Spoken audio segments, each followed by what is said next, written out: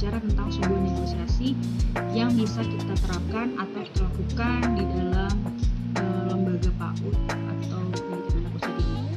Sebelumnya kita harus tahu dulu apa itu dari negosiasi. Negosiasi adalah pihak yang bekerja sama untuk menyelesaikan masalah. Jadi ada salah satu pihak kerjasama satu dengan yang lain, setelah terjadi kerjasama dan bisa terjadinya negosiasi.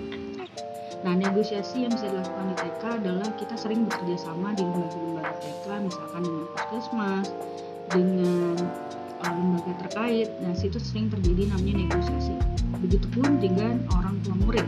Kita juga selalu melakukan yang namanya negosiasi dengan orang tua murid keterkaitan tentang kegiatan yang akan kita lakukan di sekolah yang sekolah sosialisasikan kepada orang tua murid. Nah, biasanya itu terjadi adu argumen ataupun saling memberikan pendapat, dan kita bisa menyebut itu sebuah negosiasi yang bisa dilakukan di lembaga PAUD.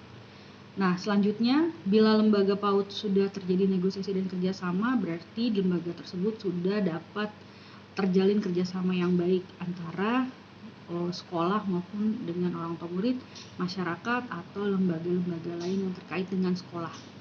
Nah, bagaimana bila negosiasi kita lakukan di dalam tindakan kelas? Nah, negosiasi juga bisa kita lakukan dengan peserta didik kita dengan kegiatan yang kita berikan kepada anak-anak. Jadi, anak-anak bisa memberikan pendapatnya yang keterkaitan dengan kegiatan yang mereka lakukan. Contoh, misalkan ada seorang guru memberikan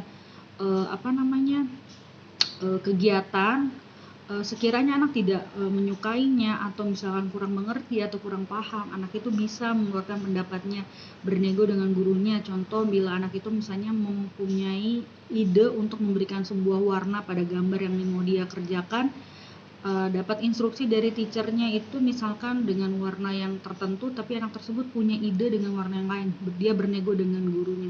Itu juga bisa kita lakukan negosiasi di dalam tindakan kelas. Nah, selanjutnya teman-teman, apa sih guna dari negosiasi sendiri?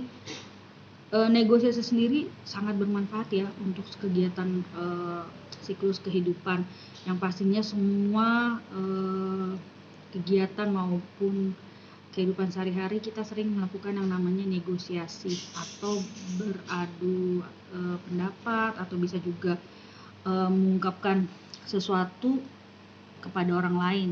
Nah, selain itu, negosiasi itu juga sebagai kita nih seorang negosiasi, atau misalkan kita mau bernegosiasi, kita harus mempunyai komunikasi yang baik yang pastinya, yang bisa mudah dipahami orang, mudah dimengerti, dan bahasanya itu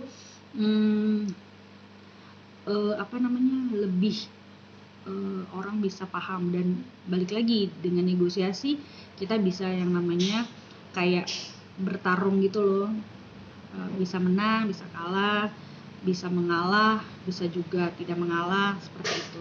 Tergantung kondisi yang akan kita lakukan saat itu.